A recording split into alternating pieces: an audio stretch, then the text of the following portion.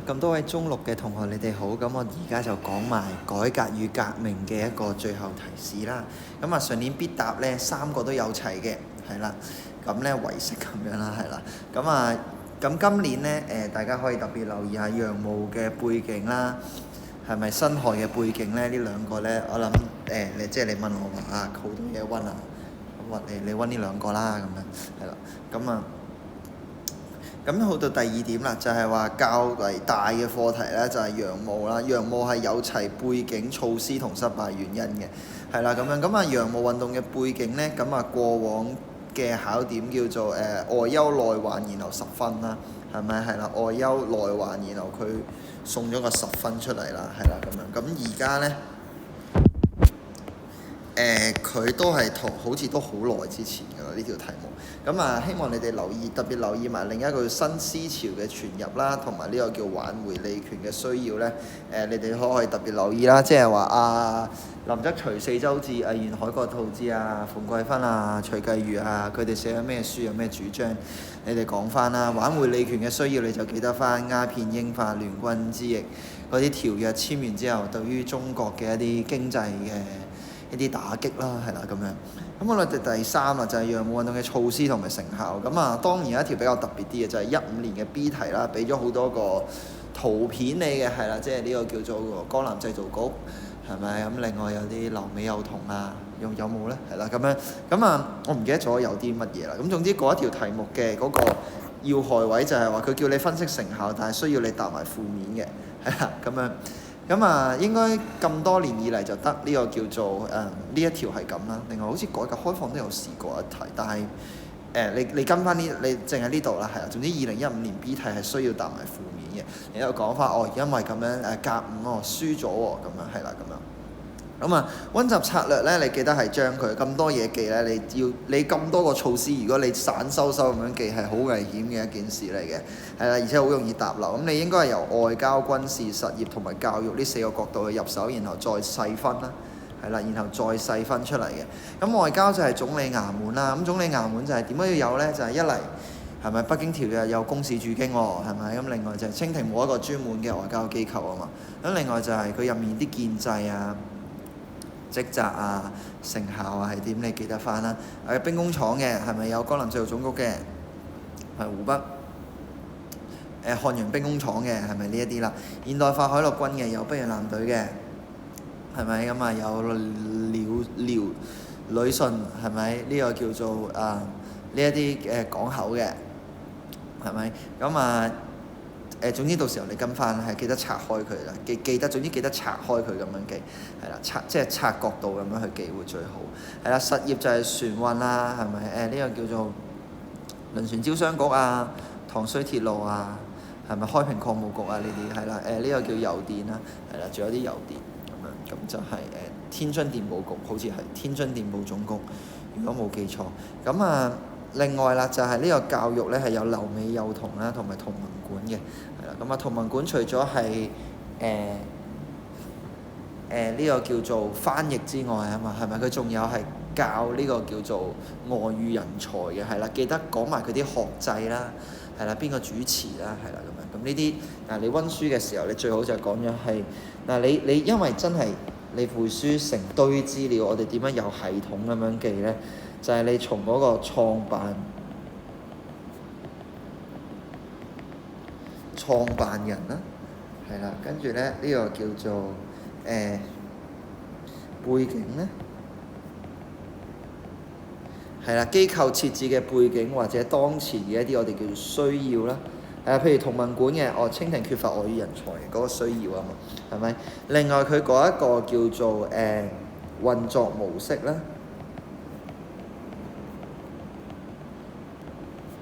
或者佢嘅一個建制咧，係啦，最後咧係佢嘅成效。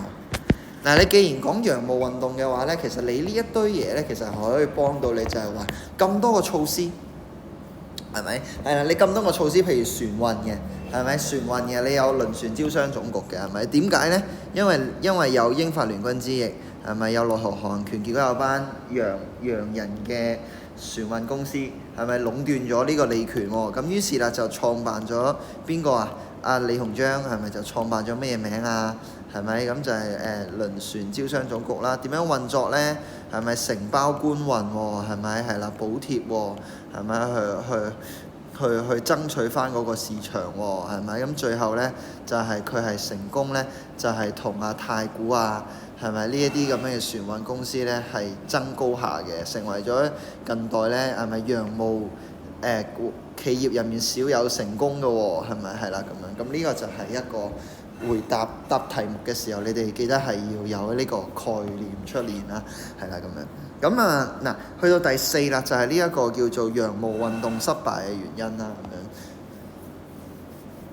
咁樣。咁咧，洋務運動失敗嘅原因都好多年啦，係啦，咁我都打唔清邊一年啦，咁樣。咁總之就留意下啦。對上嗰次好似係問戊戌失敗原因啊，係啊，咁洋務失敗原因細分成洋務派不足同埋搜救派阻撓，都係洋務派不足係主因㗎啦，係啦咁樣。咁你洋務派不足呢，你係可以細分為識見嘅不足同埋佢哋冇合作啦，係啦。咁搜救派就係你可以講埋搜救派官員嘅一個批評，咁但係同埋慈禧嘅一個操弄黨派。咁但係啦，你要交代一下就係話啦，阻撓咗，即使有阻撓啦，仍然推行咗30年，係啦。咁呢個就係洋務運動失敗嘅嗰個原因嘅答題嘅嗰個。基本上都離唔開呢一個方式㗎啦，係啦，咁你留意一下。咁去到第5啦，就係維新人士嘅一個維新運動嘅一個背景啦，係啦，咁你可以從呢幾個角度入手嘅，係啦，咁好似係23年問個背景啊，係啦 ，OK 好。咁呢度到第6啦，就係維新嘅措施好短嘅啫，你從呢個叫做裁撤一啲閒散嘅衙門啊，係啦，改革一啲制度啊，咁樣你去講翻啦，裁撤閒散衙門。廢除八股啦，係咪？裁減8期6刑啦，呢一啲係啦。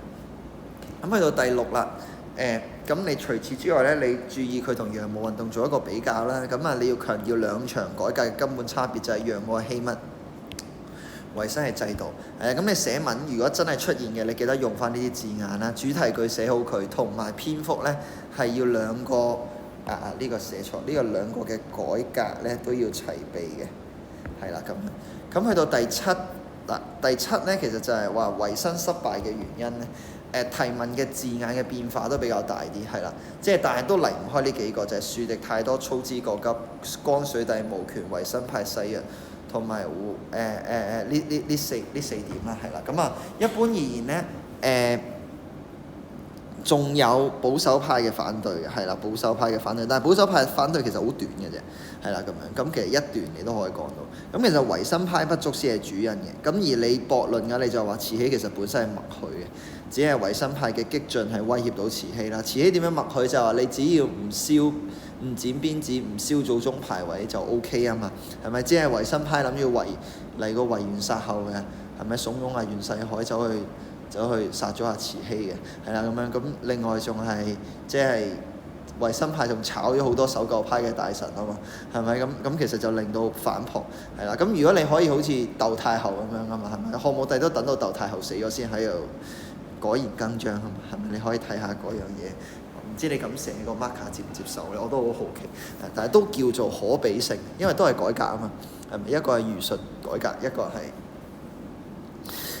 維新改革，係啦。咁辛亥革命嘅考點就比較單一啦。咁其實就最後一個4戰改革與革命最後一個考點啦，就係其實多半佢都係辛亥革命爆發嘅原因或者成功嘅原因啦，得呢個啦，係啦。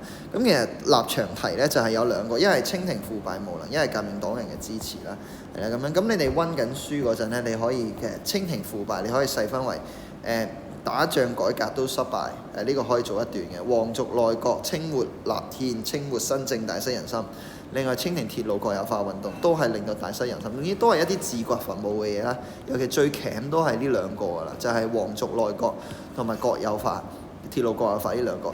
咁咧而革命黨人支持咧就可以細分為革命黨人嘅組織，佢嘅武裝起義同埋一個宣傳嘅。孫中山興中會。跟住後尾同盟會係咪呢啲？咁革命黨人起義10次嘅，係啦，咁你可以逐個講啦，係咪？最出名黃花崗起義啦。革命黨人嘅宣傳嘅係咪？會有一啲警世鐘嘅係咪猛回頭嘅呢一啲？只不過我又要細心諗翻佢嗱，嗱頭先講嗰啲嘢，你 check 翻係咪革命派啦？咁冇記錯係嘅。咁另一方面你可以講下呢個民報啦，係咪？係啦，即係呢個叫做同盟會喺日本嗰個民報都可以講下啦，係咪？仲有個口號嘅，係咪驅逐韃虜恢復中華，係咪呢一啲口號？好，咁啊去到第9啦，就係話革命黨人推動嘅一個局限性咧，其實就係話啦，如果唔係清廷戰敗咧，係咪？而且皇族內閣大失人心，係咪？而且係呢個激起四川示威，令到湖北新軍入川，武昌空虛，呢一啲其實先係清廷真正係自掘墳墓嘅一啲行為，令到佢大失人心，令到革命黨人有機可乘啊嘛。因為革命黨人係革命咗10次都俾人鎮壓㗎嘛，係咪？你從呢件事上高咧，你係睇到就係話，其實革命黨人佢哋一路都不成氣候啦，係咪？打親都輸，係咁樣咁，所以啦，如果唔係清廷嗰個鐵路國有化運動，係咪？咁其實呢個叫做武昌起義咧，其實未必成功嘅，係咪？係啦，好咁今堂咧，我哋就講到呢度啦。咁你哋溫書嗰陣記住留意頭先所講嘅嗰個考試嘅提問方向，去集中去溫啦。OK，好，咁今堂就講到呢度啦，拜拜。